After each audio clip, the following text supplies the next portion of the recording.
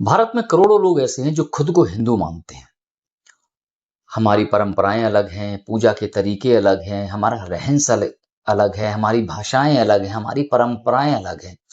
लेकिन फिर यही सवाल उठता है कि हिंदुओं के अंदर एकता क्यों नहीं है? क्या ये सिर्फ जाति की वजह से ऐसा है, या फिर राजनीति की वजह से ऐसा है, या समस्या कहीं ना कहीं हमारी सोच में है कुछ ऐसी जिसकी वजह से आज इतने सालों के बाद भी हिंदू एक ऐसा धर्म है जो संगठित नहीं दिखाई पड़ता। तो आखिर क्या चीजें ऐसी हैं जिसकी वजह से हिंदुओं के अंदर एकता नहीं है और वो आज भी अपने आप को अलग अलग समझते हैं? तो सबसे पहले बात करते हैं कि क्या स्टार्टिंग से ही हिंदू एक संगठित समुदाय था? तो सबसे पहले एक भ्रम दूर करना जरूरी है कि हिंदू परंपरा ऐतिहासिक रूप से शैव, वैष्णव, शाक्त, स्मार्त और अनेक स्थानीय परंपराओं के साथ साथ विकसित हुई। हिंदू कभी भी कोई सिंगल चर्च या एक सेंट्रल रिलीजियस कम्युनिटी के रूप में नहीं उभरा। हमारी भाषाएं अलग रही, हमारी परंपराएं अलग रही। कोई शिव को महान मानता था तो कोई विष्णु भगवान को महान मानता है, तो कोई देवी जी की पूजा करता है, कोई भक्ति को मान ज्यादा महत्व देता है तो कोई योग को ज्यादा महत्व देता है। तो हिंदू धर्म क्या है? हिंदू धर्म है जो अनेक लोगों से जुड़कर जीवन जीने की शैली विकसित करते हुए उन्होंने अपने लिए एक एक अलग ही दुनिया बसाई हुई है। ये अगर देखा जाए तो सारी परंपराओं से मिलकर जीवन जीने की शैली को हिंदू धर्म कहा जाता है। जहाँ क्योंकि जीवन में आप ऐसे समझिए, एक घर में अगर 5 मेंबर है तो पांचों का नेचर अलग होगा, पांचों का पहनावा अलग होगा, पांचों की शक्ल भी अलग होगी। फिर भी हम विविधता में एकता की बात करते हैं। लेकिन अगर हम बात करें हिंदू समाज की, तो हिंदू समाज की कहानी सिर्फ एक धर्म की कहानी नहीं है। ये हजारों वर्षों में विकसित हुई अनेक परंपराओं और विश्वास की एक विशाल सभ्यता की कहानी है। सबसे पहला सवाल उठता है जिसपे हमेशा ही कंट्रोवर्सी रहती कि क्या जाति की वजह से हिंदू जो है वो एक साथ नहीं है? अगर हिंदू समाज की आंतरिक एकता पर सबसे गंभीर आलोचना किसी विषय को लेकर हुई है तो वो है जाति। इवन डॉक्टर भीमराव अंबेडकर ने 1936 में लिखी अपनी प्रसिद्ध रचना में बोला था, एनिहिलेशन ऑफ कास्ट में, जाति को सामाजिक एकता के लिए गंभीर बाधा माना। उनका तर्क था कि जब व्यक्ति की सामाजिक निष्ठा पूरे समाज की बजाय सिर्फ अपनी जाति तक सीमित हो जाती है तो वो एक व्यापक सामाजिक एकता बनना मुश्किल हो जाता है। समझ रहे हो? और ये हमारे हिंदुस्तान में हिंदू धर्म में सदियों से हुआ। कहीं ना कहीं ये एक बहुत बड़ा रीजन है जिसकी वजह से हिंदू आज भी संगठित नहीं हो पाया। इवन अब अगर आप महाभारत काल में भी चले जाएं तो उसमें भी दिखाया गया कि कर्ण को बार बार शूद्र पुत्र कहकर बुलाया जाता था। तो उससे एक छवि देखने को मिलती है कि काफी हद तक ऊंच नीच जैसी भावनाएं थी। अगर जैसे हम अपने वेदों की बात करें तो हमारे वेद ने हमें 4 वर्णों में बांटा: ब्राह्मण, क्षत्रिय, वैश्य एंड शूद्र। लेकिन जैसे जैसे मानव का विकास हुआ उन्होंने धीरे धीरे अपनी जातियां बहुत सारी बढ़ा ली। पंडितों में बहुत सारी जातियां हैं, ठाकुरों में बहुत सारी जातियां हैं, बनियों में बहुत सारी जातियां हैं, शूद्रों में बहुत सारी जातियां हैं। तो लेकिन पहले वर्ण व्यवस्था होती थी। तभी अगर आपने नोटिस किया हो कि किसी के आगे सरनेम नहीं लगा हो, तो कभी आपने सुना अर्जुन सिंह, भीम सिंह, राम चौहान, ऐसा कुछ था मेंशन? तो आप चाहे रामायण की बात उठाएं या महाभारत की उठाएं, नो डाउट कि वर्ण व्यवस्था थी, लेकिन जात पात का उतना ज्यादा बोलबाला नहीं था। फिर धीरे धीरे जब सभ्यताएं बाद में, अगर हम बात करें कि कुछ लोगों ने जिन्होंने वेद पुराण पढ़े, लेकिन जब उन्होंने आगे ज्ञान देना शुरू किया तो उन्होंने अपने आप को सर्वोच्च माना। मतलब जिसने वेदों की पढ़ाई पूरी कर ली वो अपने आप को सर्वोच्च मानना शुरू हो गया। तो यहां से शुरुआत हुई भेदभाव की, जातिगत भेदभाव। आज भी अगर आप देखें तो 80% जगह ऐसी है कि जहां पर आज के समय में जातिगत भेदभाव नहीं होता, लेकिन छोटे छोटे शहर, छोटे छोटे गांव में आज भी ऐसा है कि जाति के नाम पर आदमी अपने आप को ऊंचा या नीचा समझने लगता है और उनके साथ जातिगत भेदभाव होता है। और ये एक बहुत बड़ा रीजन है जिसकी वजह से हिंदुओं में एकता की भावना नहीं आ पा रही। क्योंकि आप किसी भी तरीके से पूजा पाठ को फॉलो करें, आप किसी भी परंपरा को मान्यता दें, लेकिन जब तक आप ऊंच नीच की भावना को भुलाकर एक साथ नहीं आओगे तो हिंदुओं में एकता का होना असंभव है। हालांकि धीरे धीरे सिचुएशन चेंज हो रही है। पहले के समय में अगर देखा जाए तो छुआछूत वाली और भेदभाव वाली जो प्रॉब्लम थी वो बहुत ज्यादा थी, जो आज के समय में उतनी नहीं है। अब हम बात करते हैं दूसरे मुद्दे पे, क्या जाति सिर्फ, क्योंकि बहुत सारे लोग ये क्वेश्चन करते हैं कि जातियां सिर्फ हिंदुओं में, नहीं, जातियां मुसलमानों में भी होती हैं, क्रिश्चियन में भी होती हैं, लेकिन जो छुआछूत की एक गंभीर बीमारी है ना, वो हमने हिंदू धर्म के अंदर देखी हुई है। लोगों ने उसको इस तरीके से मिस इंटरप्रेट किया हुआ है कि जिसकी वजह से जो लोग शूद्र की कैटेगरी में आते थे वो अपने आप को नीचा समझने लगे, या यूं कहें कि उनको नीचा दिखाया जाने लगा।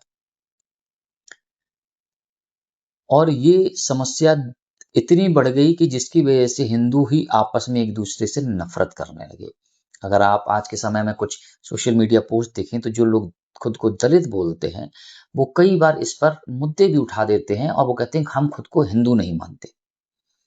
आप, हो सकता है भगवान शिव की पूजा करें, कोई भगवान विष्णु की पूजा करे, कोई देवी की पूजा करे, वो है विविधता, लेकिन हम एक दूसरे को बराबर का दर्जा दे रहे हैं या नहीं दे रहे हैं, वो सबसे इंपॉर्टेंट चीज है। तो बहुत से लोग आज भी सवर्ण, दलित, इन चक्रों में पड़े हुए हैं, जिसकी वजह से कहीं ना कहीं हिंदू जो है वो एक नहीं हो पा रहे हैं। और इवन बहुत से हिंदू लोग क्या करते हैं, वो अपना धर्म कन्वर्ट करके दूसरे धर्मों में भी चले जाते हैं, हालांकि तब उन्हें पता चलता है कि प्रॉब्लम भैया सब जगह सेम है। क्योंकि सबसे इंपॉर्टेंट चीज क्या होती है कि क्या तुम, तुम्हारी जो जाति है वो तुम्हारे धर्म के आधार पर तय होनी चाहिए या फिर तुम्हारे कर्म के अनुसार।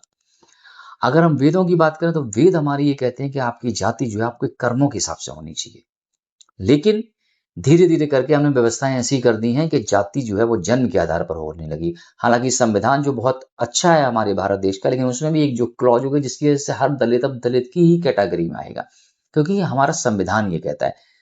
वेद के अनुसार आप कर्मों के अनुसार ब्राह्मण, क्षत्रिय, वैश्य, शूद्र हो सकते हो, लेकिन संविधान के अनुसार अगर आप शूद्र हो तो शूद्र ही रहोगे, ब्राह्मण हो तो ब्राह्मण ही रहोगे। मतलब अल्टीमेटली आपकी जो जाति है वो आपके जन्म के आधार पर फिक्स कर दी गई है। अब हम बात करते हैं कि संप्रदायों की विविधता। देखो, कोई शिव की पूजा करता है, कोई विष्णु भगवान की पूजा करता है। आप ये देखिए कि अलग अलग जगह पे लोग रह रहे हैं, कोई तमिलनाडु में रह रहा है, कोई कश्मीर में रह रहा है, कोई मराठा में रह रहा है, महाराष्ट्र में रह रहा है, कोई बिहार में रह रहा है, सब हिंदू हैं, लेकिन हर किसी की परंपराएं अलग अलग है, हर किसी की भाषाएं अलग अलग है। तमिलनाडु वाला, अब जैसे अगर मैं बात करता हूँ जब नौ दुर्गा आती है, तो अगर हम नॉर्थ इंडियन की बात करें तो नौ दुर्गा आती है, हम 9 दिन तक प्याज लहसुन भी खाना बंद कर देते हैं। यही बात करें हम बंगालियों की, तो बंगाल में 9 के 9 दिन देवी माँ को भी प्रसाद के रूप में नॉनवेज चढ़ाया जाता है। तो हर किसी की अलग अलग परंपराएं हैं। इवन अगर आप एक कास्ट में भी उठा के देखें, तो जैसे अगर मैं बनियों की बात करूं तो अग्रवाल के यहाँ अलग परंपराएं हैं, पोरवाल के यहाँ अलग परंपराएं हैं, है ना, महेश्वरी के यहाँ अलग परंपराएं हैं। सेम ब्राह्मणों में तो हर एक, इवन जाति के अंदर भी अलग अलग परंपराएं हैं हर एक जाति की। ये भी एक बहुत बड़ा रीजन है, लेकिन इससे ये साबित नहीं होता कि हम एक हो नहीं सकते। विविधता है, हर कोई अपने मान्यता के अनुसार अगर किसी भगवान की पूजा पाठ करता है तो वो उसका बिल्कुल हक है, लेकिन उस हक के साथ साथ हम दूसरे का कितना सम्मान करते हैं वो सबसे इंपॉर्टेंट चीज है। क्या हम दूसरे के धर्म, मान्यता, परंपराओं को भी उतना ही सम्मान देते हैं जितना खुद के को दे रहे हैं? तब आप एक हो सकते हो, अदरवाइज नहीं हो सकते। अब हम बात करते हैं चौथे पॉइंट को, वो है राजनीति। राजनीति जो कि हिंदुस्तान के अंदर सबसे खतरनाक रोल प्ले करती है। एक तो है कि पहले से ही लगता था कि ऊंच नीच चल रही है, उसके बाद पॉलिटिशियंस आए, कोई दलित नेता बन गया, कोई यादवों का नेता बन गया।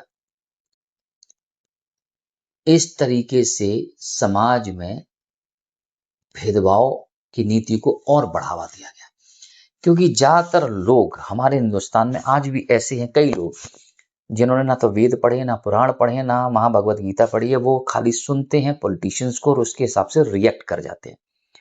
और उसका एक दुष्प्रभाव क्या पड़ता है कि हिंदू, जिसकी जनसंख्या लगभग 120 करोड़ है हिंदुस्तान के अंदर, वो 120 करोड़ होते हुए भी अलग अलग हैं, वो एक नहीं है। क्योंकि जाति वाला जो सिस्टम वो तो धीरे धीरे कंट्रोल में आ रहा है, लेकिन जो पॉलिटिशियन पॉलिटिक्स खेल कर चले जाते हैं, जिसकी वजह से हिंदू एक नहीं होता। आप देखें, कई दलित लोग हमारे हिंदू भगवान को ही गाली देते हैं। वो इसलिए नहीं कि दिल से खराब है, वो इसलिए क्योंकि उनका ब्रेन वॉश किया गया है। और ब्रेन वॉश कौन कर रहा है? पहले सिर्फ पॉलिटिशियन करते थे, जब से सोशल मीडिया एक्टिव हुआ है तो इन्फ्लुएंसर भी कर रहे हैं, क्योंकि उनको भी किसी तरीके से या तो राजनीति में घुसना है या फिर नफरत ही राजनीति करनी है। कई लोगों को आप कहते सुने होंगे कि अरे नहीं, हम अपने आप को भगवान नहीं मानते। और ये सबसे ज्यादा सुनने को मिलेगा आपको हिंदू धर्म के अंदर, क्योंकि जो राजनीति है ना, ये बड़ी कुत्ती चीज है यार। ये किसी के अंदर भी नफरत का कीड़ा पैदा कर सकती है। अब बात करते हैं कि एक है मंडल राजनीति और जातीय पहचान। 1990 के दशक में मंडल राजनीति ने भारत की राजनीति को बहुत बदल दिया। ओबीसी आरक्षण के सवाल ने जाति को राजनीतिक रिप्रेजेंटेशन और सोशल जस्टिस की बहस के केंद्र में ला दिया। एक प्रश्न ने इसे ऐतिहासिक सामाजिक असमानता को कम करने का जरिया माना, तो ही दूसरे पक्ष ने मेरिट और कास्ट बेस्ड पॉलिटिक्स को लेकर सवाल उठाए। अब सबसे इंपॉर्टेंट चीज है कि हिंदू एकता का मतलब क्या है। अगर हिंदुओं को एक करना है तो इसका मतलब ये नहीं कि सब लोग एक तरीके से पूजा करें, हर किसी की परंपराएं एक हो। भाई, तमिलनाडु वाला हिंदू अपनी परंपराएं मानेगा, यूपी का हिंदू अपनी परंपराएं मानेगा, बिहार का हिंदू अपनी परंपराएं मानेगा, महाराष्ट्र का हिंदू अपनी परंपराएं। हर कोई अपने अपने हिसाब से अपनी परंपराओं, लेकिन सबसे इंपॉर्टेंट चीज होती है कि हर किसी की परंपराओं का सम्मान हम कैसे करें। चाहे भले ही सरनेम कुछ भी लगाओ, लेकिन हम खुद को ऊंचा ना समझें और दूसरे को नीचा ना समझें। हम खुद को ऊंचा समझ रहे हैं, कोई बुराई नहीं है, लेकिन दूसरे को नीचा समझ रहे हैं, वहां हमारी कमी है। और एक पॉइंट और आता है, वो है शिक्षा। आज भी देखिए, चाहे भले ही संविधान ने हमें कितना भी अधिकार दिया हो कि सबको शिक्षा का अधिकार, लेकिन आज भी बहुत से दलित लोग ऐसे हैं जो पढ़ाई लिखाई पर फोकस नहीं करते। और जब तक आप पढ़ोगे लिखोगे नहीं, आपको संविधान, गीता, वेद, पुराण इनके बारे में ज्ञान नहीं होगा, तो बिलीव करना हमेशा ही अपने अंदर इंफीरियर फील करोगे। सिंपल सा फंडा है, किसी चीज के क्वेश्चन का आंसर अगर मुझे पता है और तुम्हें नहीं पता है, तो तुम उस समय मेरे सामने अपने आप को छोटा महसूस करने लगोगे। किसी चीज के क्वेश्चन का आंसर तुमको पता है, मुझे नहीं पता, तो मैं अपने आप को इंफीरियर फील करूंगा, और ये होता ही होता है। तो अगर सामाजिक भेदभाव हम नहीं मिटाएंगे तो हिंदू कभी भी एक नहीं होगा। और हिंदुओं को एक करने के लिए सामाजिक भेदभाव, छुआछूत, जातिगत व्यवस्थाएं, एजुकेशन, राजनीति, हर किसी की परंपराओं का सम्मान, ये सारी चीज़ें जब तक एक साथ नहीं होंगी, हिंदू कभी भी एक नहीं होगा। हिंदू को एक होने के लिए सिर्फ एक इंसान को नहीं, 120 करोड़ हिंदुओं को मेहनत करनी पड़ेगी, तब जाके आप एक हो गए। और बिलीव करना, जिस दिन आप एक हो गए, आपके हिंदुस्तान को विश्व गुरु बनने से किसी का पाप नहीं रोक सकता। क्योंकि एकता में शक्ति है, ये सिर्फ कहने की बात नहीं, ये हकीकत है। एक उंगली को तोड़ना सबसे आसान होता, बट मुट्ठी को तोड़ना आसान नहीं होता। जिस दिन ये सारे हिंदू एक साथ हो गए, ये जितने असामाजिक तत्व है ना, अपने यहाँ भाग जाएंगे। जितने राजनेता आपको लेके राजनीति करते हैं, इनकी राजनीति की रोटियां सिकना बंद हो जाएंगी। तो प्रण लो कि हर किसी की परंपराओं का सम्मान करते हुए, हर किसी इंसान का सम्मान करते हुए, हम सब लोग एक साथ मिलकर इस भारत देश को उस लेवल पर लेकर जाएंगे जिस लेवल पर ले जाने की तमन्ना हर भारतीय के दिल में होती है। और वीडियो अच्छी लगी हो तो हर उस हिंदू भाई तक मेरी वीडियो जरूर पहुंचाना, सो दैट हम सब लोग मिलकर एक विकसित भारत का निर्माण कर सकें। जय श्री राम, जय हिंद।